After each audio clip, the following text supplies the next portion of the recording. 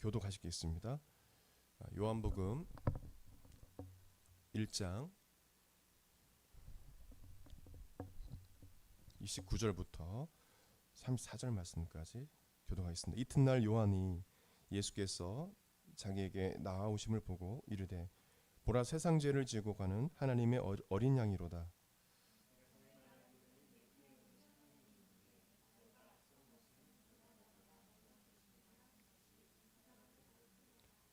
나도 그를 알지 못하였으나 내가 와서 물로 침례를 베푸는 것은 그를 이스라엘에 나타내려 함이라 하니라.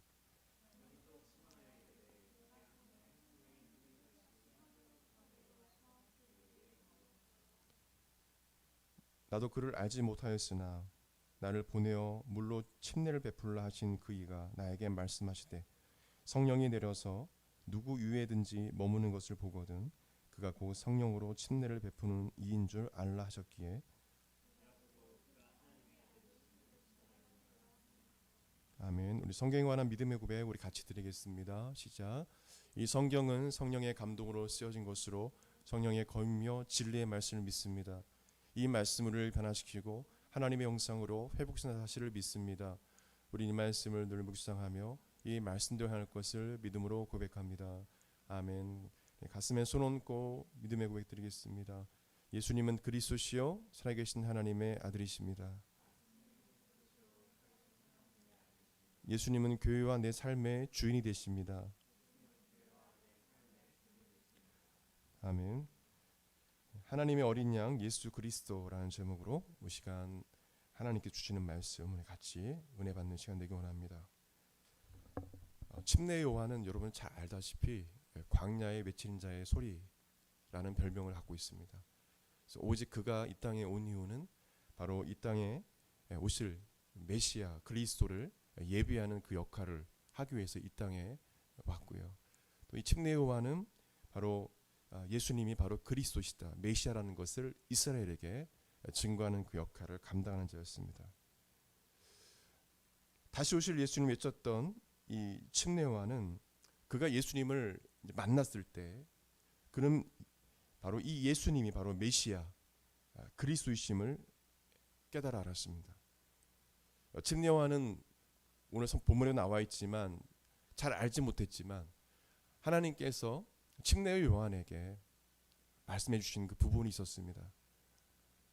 그래서 침례 요한은 예수님이 자기에게 다가오실 때 그가 바로 그리스도 메시아임을 영적으로 성령의 감동하에 알 수 있었습니다.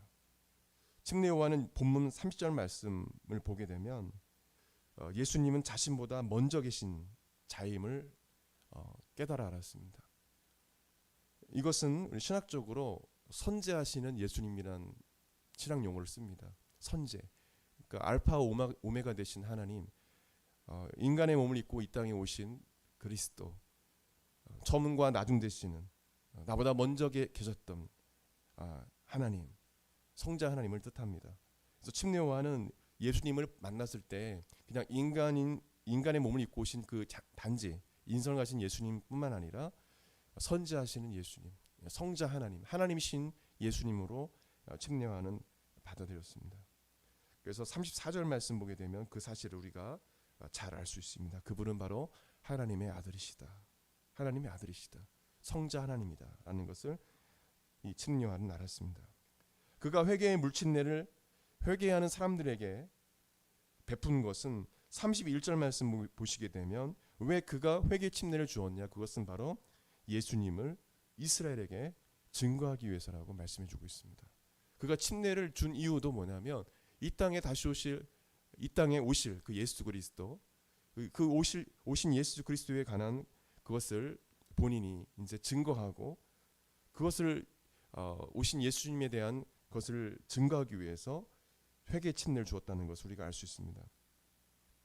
침례 요한이 기다린 끝에 그는 예수님을 만납니다. 그리고 예수님의 요청에 따라서 예수님께 침례를 베풉니다. 예수님은 죄가 없으시기 때문에 침례 요한도 예수님이 그리스도임을 알았기 때문에 왜 예수님이 침례를 받으려 하십니까? 라고 반대했습니다. 저는 침례를 줄 수가 없습니다. 오히려 예수님이 저에게 침례를 주어야 맞습니다.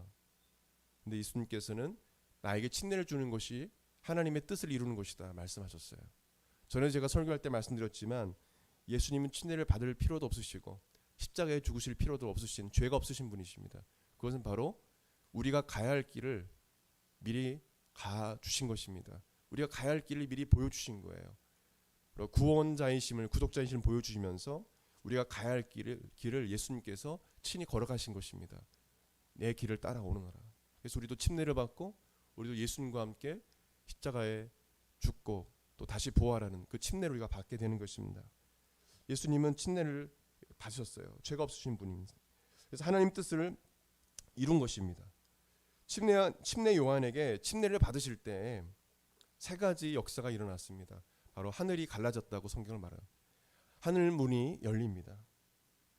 그리고 두 번째로는 성령이 비둘기 같은 형상으로 예수님께 임하셨습니다. 또 세 번째로는 하늘에서 하나님의 성부 하나님의 음성이 들립니다. 바로 이 세 가지가 예수님이 그리스도 메시아임을 증거하는 거였습니다. 성령 성부 하나님이 바로 예수님이 그리스도이심을, 성자 하나님을 스스로 증거하고 계신 것입니다. 하나님께서 침례 요한에게 이렇게 말씀하셨어요. 우리가 요한복음, 이 복음서 외에 다른 복음서를 잘 아시는 분들은 아시겠지만 하나님께서 침례 요한에게 성령이 누구에든지 내려와서 그에게 임하면 그가 바로 하나님의 아들이다, 바로 메시아다, 그리스도라는 것을 침례 요한에게 말씀해 주셨어요. 침례 요한은 그 사실을 알고 있었기 때문에 예수님께서 침례를 받으시면서 물에 잠기시고 올라오실 때에 그 세 가지, 하늘문이 열리고 성령이 임하고 하나님 음성이 들려왔을 때 침례 요한은 바로 그 예수님이 그리스도라는 사실을 확신할 수 있었습니다. 하나님은 침례 요한에게 성령이 침례를 받을 때 임재한 그가 바로 성령으로 침례를 주는 자임을 말씀해 주셨어요. 성령으로 그는 침례를 줄 것이다. 이것은 무엇을 말하냐면 예수님을 구주로 영접하는 자에게 성령이 임한다는 것을 말씀해 주고 있는 것입니다. 누구든지 예수 그리스도를 믿으면 성령 침례를 받게 된다는 거예요. 이런 성령 침례는 신학적으로 딱 한 번만 받을 수 있는 겁니다. 성경에 나와 있어요. 성서 신학에도 또 조직 신학에도 제대로 된 그 정통 신학에는 성령님은 한 번 우리에게 임재하십니다. 그리고 영원히 떠나지 않으십니다. 이 사실 믿으십니까? 이 사실을 확실히 믿고 나가야 돼. 이단들은 그렇게 이야기하지 않아요. 너 어느 교회 다녔어? 어느 교회? 안 돼. 우리 교회 와야지만 구원받고, 우리 교회 와야지만 성령 받고, 우리 교회 와야지만 구원받아. 다른 교회는 안 돼. 이게 이단들의 특징이에요. 오직 우리 교회 와야지만 은혜 받는 거야. 이건 상당히 위험한 거거든요. 예수 그리스도를 진심으로 영접을 할 때 성령님은 우리 안에 내주하십니다. 이걸 성령의 내주라고 해요. 그리고 성령님은 결단코 떠나지 아니하십니다. 마귀는 어떻게 수작입니까? 성령님 떠나. 네가 죄지으면 성령님 떠나. 절대 그러지 않아요. 우리 육체는 죽으면 흙으로 돌아갑니다. 근데 우리 영혼은 성령으로 말미암아 새롭게 됐기 때문에, 아멘, 새 피조물이 있기 때문에 우리가 죽게 되면 우리 영혼은 바로 낙원에, 천국에 입성하게 되는 것입니다. 우리 안에 성령님이 계시기 때문에 그렇다라는 거예요. 그래서 마귀는 끊임없이 우리에게 육체적인 어떤 죄를 짓게 만들어서 이 사실을 의심하게 만들고 믿지 못하게 하는 것입니다. 다시금 일어서지 못하게 만드는 거예요. 여러분, 아닙니다. 성령님은 여러분 안에 지금 현재 마음속에 계시고 그 성령님은 영원토록 떠나지 아니하십니다. 아멘. 그 성령님이 탄식할 때가 있어요. 그것은 여러분이 죄를 지을 때 그래요. 성령님은 탄식하세요. 눈물을 흘리세요. 인격체이십니다. 지정의를 갖고 계신 분이에요. 의지도 계시고 또 우리 향한 감정도 가지고 계시고요. 그래서 우리가 하나님 앞에 죄를 졌을 때요, 성령님은 되게 탄식하시면서 아파하시는 것입니다. 여러분, 성령 받은 사람들은 죄를 지으면요 부끄러움을 알게 되고 신앙의 양심, 가책을 느끼고 하나님 앞에 엎드리게 되어 있어요. 죄를 회개하게 되어 있습니다. 왜냐하면 우리 안에 성령님이 계시기 때문에 성령님이 탄식하시는 거예요. 그리고 여러분이 알지 못하고 죄를 지을 때도 성령님은 여러분을 위해서 하나님께 간구하며 기도합니다. 아멘. 여러분을 위해서 탄식하시면서 기도해요. 그래서 여러분들이 이 자리에 있을 수 있는 거예요. 사실 우리는 성령님이 거하지 아니하시면 우리는 마음대로 살아갔을 거예요. 성령님이 인도하시기 때문에 우리가 곁길로 갈지라도 이 길이 아니야라고 성령님이 깨닫게 해주시고 사람을 붙여주시고 환경을 바꿔주셔서 하나님께로 다시 돌아오게 하시는 거죠. 저도 청년 때 그런 걸 많이 느꼈어요. 저도 교회를 떠나려고 했었어요. 너무도 힘들고 교회 맨날 뭐 주일학교 교사부터 시작해가지고 너무도 많은 것을 제게 이제 청년들이 많이 없다 보니까 너무 지쳐가지고 하나님 믿지만 저 교회 떠날게요 하고 떠나려고 해요. 성령님 못 떠나게 해요. 떠나려고 하면 그냥 그때 전화가 와가지고 만나자 이렇게 얘기하고 다음 주는 꼭 떠나야지. 그럼 또 이제 가려고 하면 또 이제 제갓길로 가려고 하면 또 전화 와가지고 만나자. 그 타임에 정확한 타임에 한두 번이어야죠. 저는 청년 때 너무도 그걸 많이 느꼈어요. 제가 곁길로 가려고 할 때 또 잘못된 생각을 할 때 성령님은 탄식하시면서 저를 위해 기도해 주시고 사람을 붙여서 인도해 주시고 환경을 바꿔서 인도해 주시는 것을 저는 확실히 느꼈어요. 그래서 다시는 그 이후부터는 그렇게 안 해요. 잘못했으면 바로 하나님께 직접 회개하고 하나님 잘못했어요 무릎 꿇고 다시 가고 오뚜기처럼. 저희 신앙의 상징이 오뚜기가 됐어요.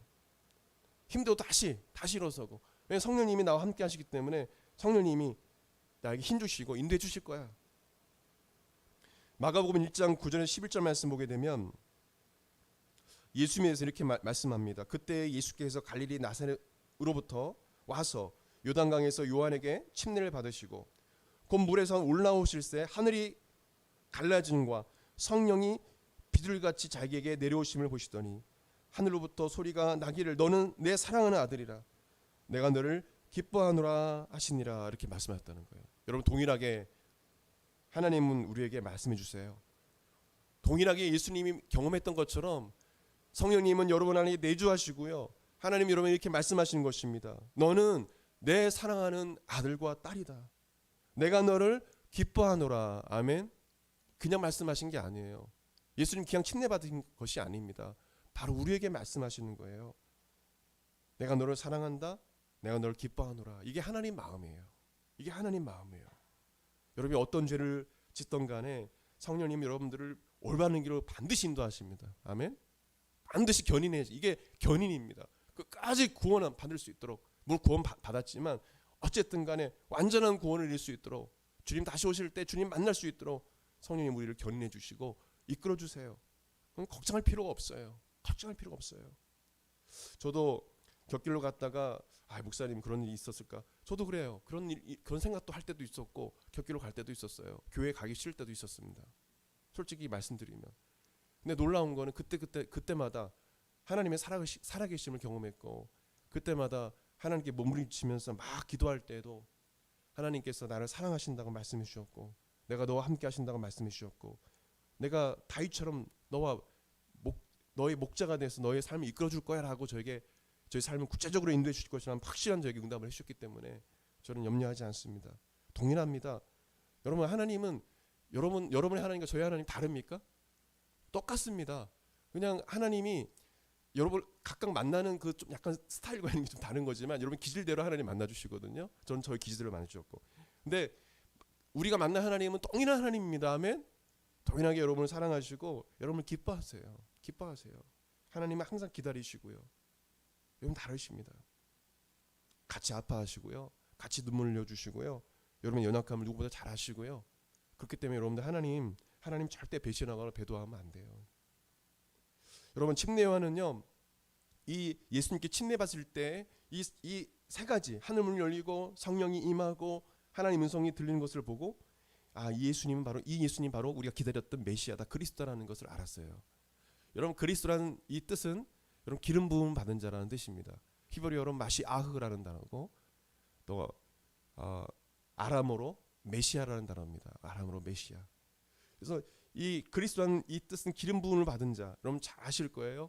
구약 성경에 기름 부음을 받아서 세움 받은 하나님의 사람들 이스라엘에서 왕과 선지자 그리고 누가 있습니까? 제사장이 있습니다. 이 사람들은 특별히 하나님의 사람으로 감람육 기름을 부어서 하나님의 사람으로 세워서 쓰임 받는 존재입니다. 여러분 그리스도는 바로 기름 부음을 받은 자인데 그 당시에 선지자가 왕과 또 제사장에게 이렇게 기름 부음을 받는 것은 우리가 잘 아는 어떤 기름입니다. 기름. 그래서 우리 예수님은 어떻게 받으셨어요? 기름 부으심을 침례 받으실 때 성령께서 직접 임재하셨죠. 이 기름은 어떤 걸 뜻하냐면 성령님을 뜻합니다. 그러니까 선지자가 머리에 감람유를 발라서 기름을 부었을 때 그것은 바로 성령이 그에게 임하는 것을 말합니다. 성령님은 구약 시대에는 제한적으로 일시적으로 임하셨어요. 삼손도 성령이 임했다가 그가 범죄하자 성령이 떠나니까 힘을 잃어버렸잖아요. 구약 시대는 그랬습니다. 그러나 예수님께서 침례를 받을 때 성령이 직접 기름 부음이 아니고 이런 사람이 선지자가 기름 부는 게 아니라 직접 성령님께서 예수님께 임재한 것을 볼 수 있습니다. 이것은 어떤 것을 의미하냐면 바로 아까도 말씀드렸지만 예수 그리스도를 믿는 자들은 성령님이 직접 임재하심으로 그 기름 부으심이 떠나지 않는 것입니다. 아멘. 구약 시대에는 제한적으로 범죄하면 성령님이 떠났어요. 그래서 다윗이 가장 두려웠던 것은 뭐냐면 성령님이 떠나는 것을 가장 두려워했습니다. 벌벌벌 떨었어요. 성령님 떠나지 말아주세요. 이런 그런 찬양도 있잖아요. 주의 성신을 거두지 말아주세요. 다윗이 가장 두렸던 거예요. 그게 가장 두렸던 거예요. 건강? 이게 아니에요. 성령님 떠나시면 안 돼요. 우리가 신앙생활 때도 마찬가지죠. 뭐 건강 잃어버린 거, 물질 잃어버린 거 너무 두려워하지 마세요. 그보다 더 여러분 두려워할 게 뭐냐면 성령님 떠나는 거예요. 성령 떠나지 않으시지만 성령 충만 받지 못하는 그것이 우리가 가장 두려워할 부분이에요. 사실은요. 어쨌든 간에 예수님은 바로 왕과 선지자, 제사장 이 세 가지의 역할을 모두 감당할 수 있는 분이 바로 그리스도입니다. 이것은 어떤 것을 의미합니까? 왕은 바로 그리스도라고 고백하는 이 크리스찬들의 고백 속에는 어떤 의미가 있습니까? 여러분들 예수님은 그리스도시요. 우리가 고백하죠. 하나님의 아들이십니다. 고백하지 않습니까? 어떤 뜻이 있을까요? 그리스도, 마시아, 기름 부음을 받은 자라는 뜻인데 이 왕과 선자, 제사장 이 세 가지 역할을 감당해야 됩니다. 예수님은 그리스도라고 고백하는 것은 어떤 뜻입니까? 예수님이 바로 나의 주인이십니다. 첫 번째로. 예수님이 나의 왕이십니다. 고백이에요. 이것이 되지 않으면 크리스찬이 아닙니다. 크리스찬은 어떤 뜻입니까? 그리스도에 속한 사람. 두 번째 의미로 그리스도를 따르는 사람, 팔로워라는 뜻이죠. 크리스찬이라면 그리스도 안디옥 교회에 처음으로 그리스도라는 말을 주변 사람들에게 들었는데 이 바로 크리스찬다는 그런 뜻이에요. 예수님은 그리스도십니다라고 고백하고 따르는 사람들입니다. 그것은 예수님이 나의 주인이십니다. 예수님이 나의 왕이십니다라는 고백이에요. 두 번째로는 뭐냐면 선지자입니다. 바로 예수님이 선지자 어떤 역할을 합니까? 말씀을 증거하는 자죠. 그죠? 대언하는 자죠. 바로 예수님이 진리이십니다라는 고백이에요. 예수님이 나의 길이시고 진리이십니다. 다른 데 진리가 있지 않습니다. 이 고백입니다. 근데 어떤 크리스찬들은 뭐냐면 예수님이 이 하나님 말씀이 바로 예수 그리스도를 뜻하는데 이 하나님 말씀이 진리가 아니라 교회 다니면서 헛된 어떤 철학과 어떤 다양한 책을 통해서 그것이 진리인 양 따라가는 사람도 있어요. 그것을 막 융합을 해가지고 예수님만이 곧 길이요 진리이십니다라고 고백하는 자입니다. 또 세 번째로 뭐냐면 제사장입니다. 제사장 어떤 역할을 합니까? 이스라엘 백성들을 대신하여 뭐냐면 하나님께 제사를 드리는 자입니다. 번제단에 피를 뿌리고 기름을 태워 올려드리고 하나님께 백성들의 그 죄를 껴안고 하나님께 제사를 드림으로 백성들의 죄를 사는 역할을 감당해요. 그것을 어떤 의미하냐면 예수님은 나의 구원자이십니다라는 고백입니다. 예수님만이 나의 이 죄 문제를 해결할 수 있습니다. 석가모니도 알라도 어떤 존재도 세상 사람들이 믿는 어떤 우상도 나의 죄 문제 해결할 수 없습니다. 오직 예수님의 보혈의 피만이 나의 죄 문제를 해결할 수 있습니다라는 고백이에요. 저를 따라서 고백드리기 원합니다. 예수님이 나의 주인이십니다. 예수님이 나의 진리이십니다. 예수님이 나의 구원자이십니다. 이 고백인 거예요. 이 고백인 거예요. 이 사실을 우리가 알고 정말 온전한 크리스찬의 삶을 사십시오. 이 고백으로 살아야 돼요. 여러분 이 고백만 있어도 여러분 모든 것이 해결돼요. 이 복음만 있어도 모든 것이 해결됩니다. 예수님이 여러분의 삶을 책임져 주시는 거예요. 여러분 이 고백이 있어야 돼요. 그래서 베드로는 예수님은 그리스도시요 살아계신 하나님의 아들이십니다 고백했어요. 예수님께서 베드로에게 너는 개바라 부리라. 너는 반석이다. 이 어떤 것을 의미합니까? 이 반석에 내 교회를 세우리라. 어떤 것을 의미하면 예수님은 그리스도시요 살아계신 하나님의 아들임을 고백하는 그 사람을 통해서 교회를 세우신다는 것입니다. 그 공동체를 통해서 교회를 세우신다는 것입니다. 근데 어떤 교회가 예수님을 그리스도로 하나님의 아들로 고백하지 않는 그런 교회는 온전한 교회가 되어지지 않는 거죠. 오직 예수님을 그리스도로 하나님의 아들로 고백하는 그 공동체에 하나님께서 그 교회를 온전히 세워주신다는 것입니다.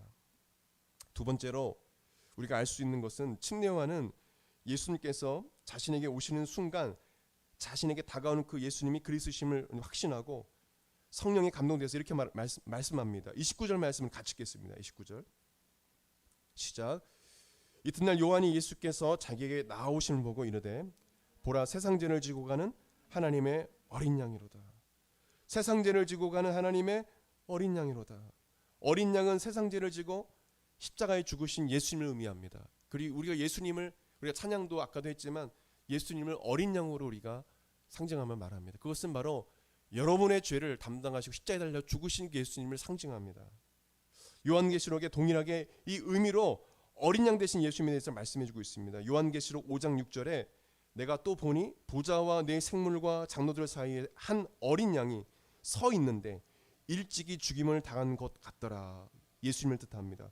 요한계시록 7장 9절에서 10절 말씀 보게 되면 이 일 후에 내가 보니 각 나라와 족속과 백성과 방언에서 아무도 능히 셀 수 없는 큰 무리가 나와 흰 옷을 입고 손에 종려가지를 들고 보좌 앞과 어린 양 앞에 서서 큰 소리를 외쳐 이르되 구원하심이 보좌에 앉으신 우리 하나님과 어린 양의 있도다. 이렇게 말씀하고 있습니다.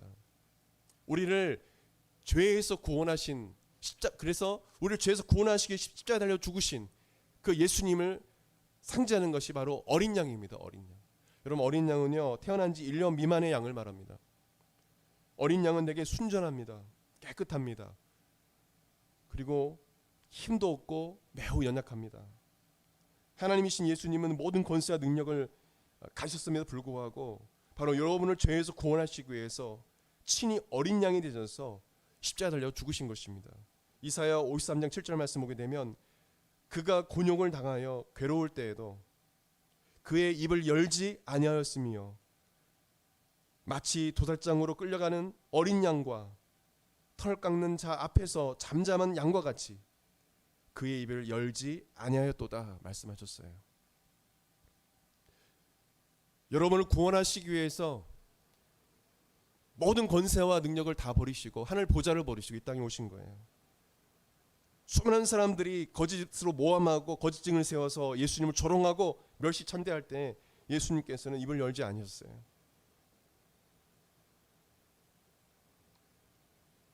어린 양은 이스라엘 백성들이 하나님께 제사를 드릴 때 아침 저녁으로 또 안식일에 또 3대 절기를 지키며 제사 드릴 때 또한 서은할 때 드린 바로 짐승이 바로 어린 양입니다.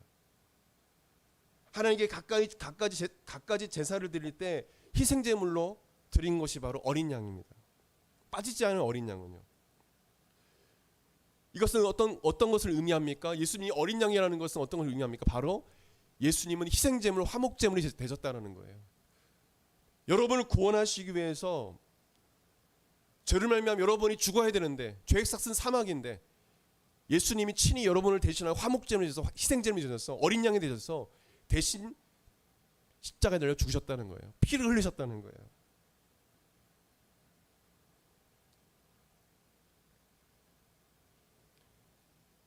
여러분 마귀가 사탄이 귀신이 가장 두려워하는 것은 보혈입니다. 보혈이에요. 예수 그리스도의 보혈의 피 십자가입니다. 우리 이 사실을 알아야 돼요. 나는 예수 그리스도의 어린 양 대신 예수 그리스도의 흘리신 보혈로 나는 정결함을 입었다. 이것을 가장 두려워합니다. 마귀는 귀신들은요. 영적으로 제가 말씀드리는 거예요. 실제로 그래요. 그래서 보혈의 찬양을 부르면 귀신들이 무서워 떨어요. 귀신 걸린 사람들 저도 많이 봤습니다. 구태도 안 되고 해가지고 교회 와가지고 고침받으라는 사람들 봤어요. 보혈의 찬양을 부르면 떠나가요. 아멘. 벌벌 떠면 날아가요. 떠나가는 것입니다. 예수님의 보혈의 능력이 있는 거예요. 그 흘리신 보혈로 저와 여러분의 죄를 사해 주신 것입니다. 거듭나게 된 거예요.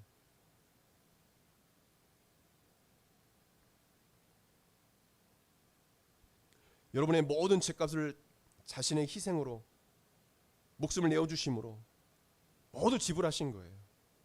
그래서 누구든지 예수님 믿고 죄를 회개하면 죄 용서를 받고 의롭다함을 받을 수 있는 것입니다. 예수님이 어린 양으로서 죽임을 당하셨기 때문에 우리가 그것이 가능하게 된 거예요. 요한일서 4장 9절 10절 말씀 보게 되면 하나님의 사랑이 우리에게 이렇게 나타난 바 되었으니 하나님이 자기의 독생자를 세상에 보내심은 그로 말미암아 우리를 살리라 하심이라. 사랑은 여기 있으니 우리가 하나님을 사랑하는 것이 아니요 하나님이 우리를 사랑하사 우리 죄를 속하기 위하여 화목제물로 그 아들을 보내셨습니다. 베드로전서 1장 18절 19절에 너희가 알거니와 너희 조상이 물려준 헛된 행실에서 대속함을 받은 것은 은이나 금같이 없어질 것으로 된 것이 아니요 오직 흠없고 점없는 어린 양 같은 그리스도의 보배로운 피로 된 것이니라 라고 말씀해 주고 있습니다. 아멘. 어린 양이신 그 예수님의 보혈의 피로 저와 여러분이 구원받은 거예요. 이만큼의 큰 은혜가 어디 있습니까? 큰 은혜가 어디 있어요? 그래서 우리는 예수님을 찬양할 수밖에 없는 것입니다. 예수님이 십자가로 죽으시지 않으셨다면, 어린 양으로서 자신의 목숨을 내어주지 않았다면 저와 여러분은 다 지옥 갔을 것입니다. 그 아무도 희망과 소망이 없어요. 이 땅에는요. 여러분 세상을 둘러보십시오. 희망이 있습니까? 소망이 있습니까? 사실은요. 희망을 갖고 살아가지만 결국에는 끝을 모르는 분도 많이 있지 않습니까? 어디로 와서 어디로 간지 모르기 때문에 희망이 없는 거예요. 그러나 예수를 믿으면 희망이 있습니다. 예수님만이 진정한 희망이 있어요. 많은 사람들이 교회를 욕하고 하지만 희망은 교회에 있습니다. 아무리 교회가 뭐 잘못한 교회도 있지만 그래도 교회가 희망인 거예요. 여러분들 청년인 여러분들이 희망인 거예요. 여러분 성도들이 희망인 거예요. 아무리 부족해 보여도 여러분 안에 성령님이 계시고 예수님이 함께하기 때문에 희망인 거예요. 세상 사람들은 어쨌든 간에 교회에 희망을 두고 있습니다. 그렇기 때문에 우리가 실망시켜줘서는 안 되고요. 물론 그들을 위해서 우리가 사는 건 아니지만 우리의 행실도 그렇지만 빛의 자녀로서 빛과 소금의 역할을 감당해야 되고 착한 행실로 우리가 그들에게 보여야 되는 것이죠.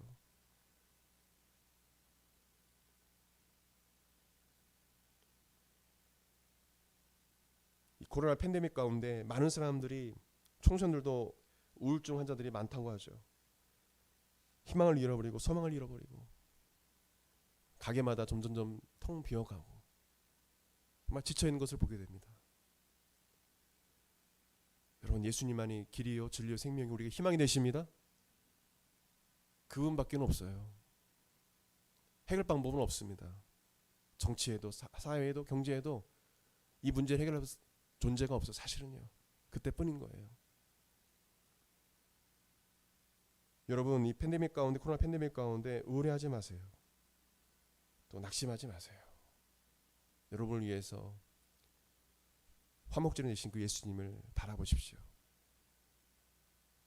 그리고 여러분을 위해서 어린 양 되신 예수님께서 십자가를 죽으셨는데 그 십자가를 바라보십시오. 그때 진정한 희망이 있습니다.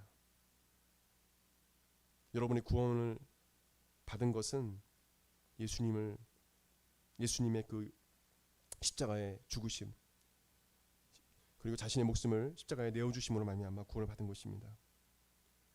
예수님이 여러분을 위해서 매를 맞으시고 폭언과 폭행을 당하시고 멸시와 천대 조롱을 받으시고 보혈의 피를 흘리시고 십자가에 죽으신 이 사실을 오늘 마음속에 새기고 여러분 어떤 어려움이 와도 낙심하거나 절망하거나 포기하지 마시고 오직 어린 양 되신 예수 그리스도를 바라봄으로 그분을 찬양함으로 승리하는 여러분의 삶이 되시길 예수를 축원드립니다. 우리 같이 기도하겠습니다. 우리 다 같이 기도하겠습니다. 우리 하나님 앞에 다 같이 일어나서 주신 말씀 붙잡고 기도하겠습니다.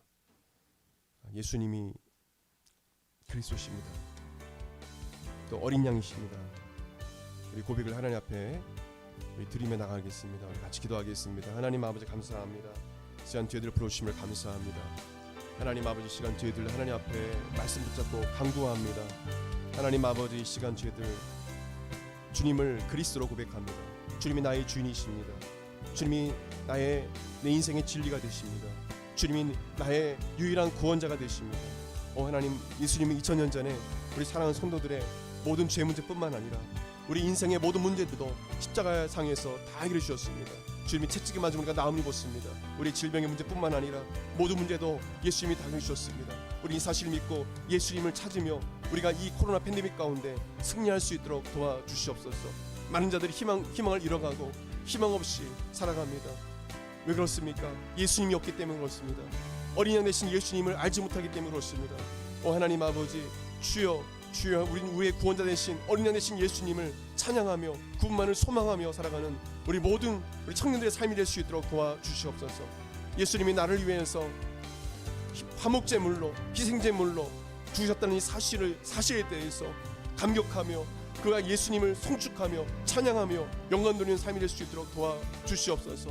하나님 아버지, 모든 사람은 죽습니다. 모든 사람은 다 하나님 죽습니다. 하나님, 그러나 예수 그리스도를 믿는 자는 영원한 영생을 얻으며 구원을 받습니다. 하나님 아버지, 영원한 영생을 얻습니다.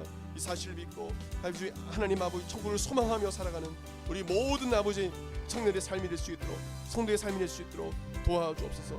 이 땅에 소망을 두지 말게 도와주옵소서. 이 땅에 소망을 두지 말게 도와주옵소서.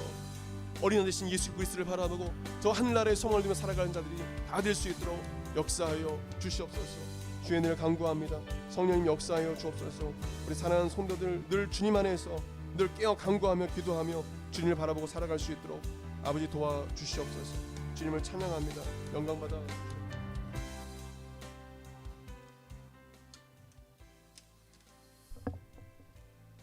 우리 하나님 어린 양, 우리 마지막으로 찬양하고 축도로 예배 마치도록 하겠습니다. 우리 하나님 어린 양, 우리 찬양하겠습니다.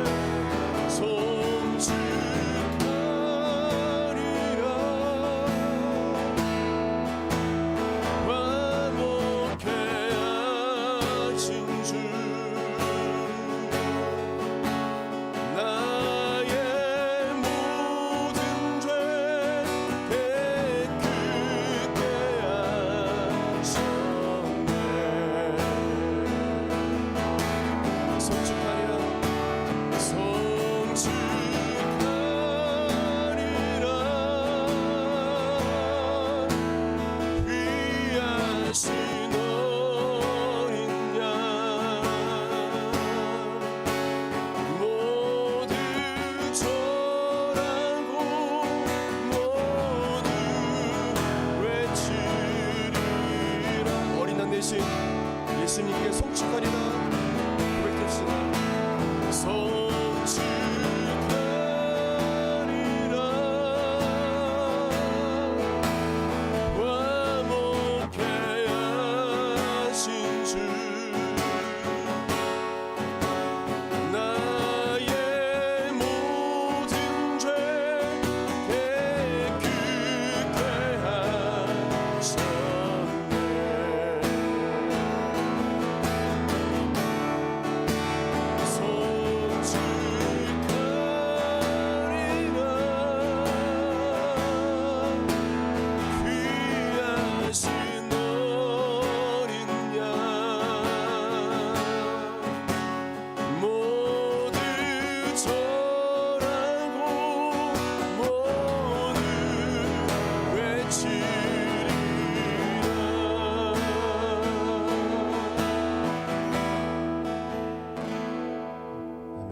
기도하겠습니다. 이제는 우리 주 예수 그리스도의 은혜와 하나님의 그 크신 사랑과 성령님의 감동감화 교통 역사하심이 예수님을 그리스도로 고백하며 또 하나님의 어린 양으로 고백하며 오직 예수님께 소망을 두며 살아가려고 원하는 한국마라타 교회 모든 성도들 심령과 그 삶 가운데 영원토록 함께 하시기를 간절히 축원하옵나이다. 아멘.